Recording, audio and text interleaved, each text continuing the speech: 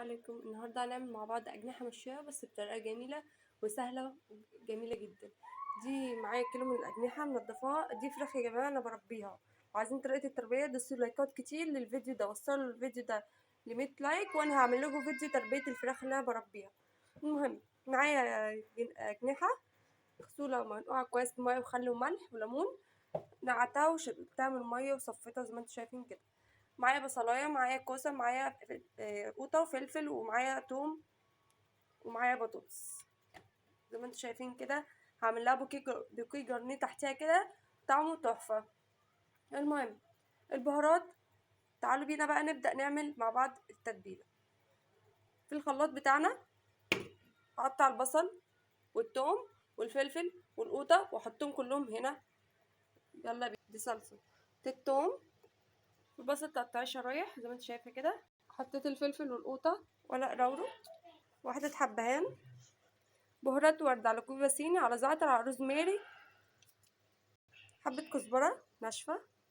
احط زيت مش كتير زي ما انتوا شايفين كده عشان يحرك الخلاط. الملح بتاعي، احط بهارات فراخ كده،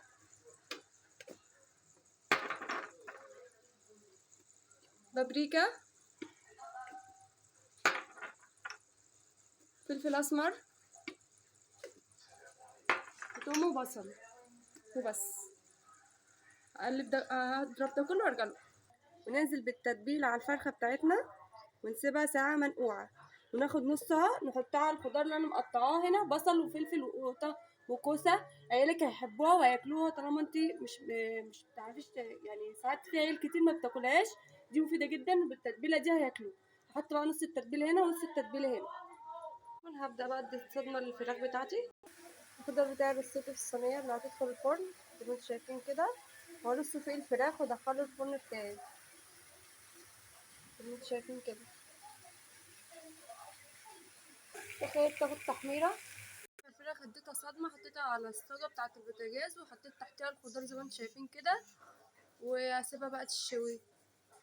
وادي شكل الفراخ اللي محمر في الفرن مع الخضار السوتيه وشويه سلطه عملتهم.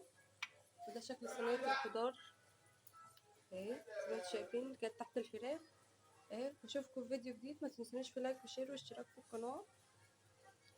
كل سنه وانتم طيبين.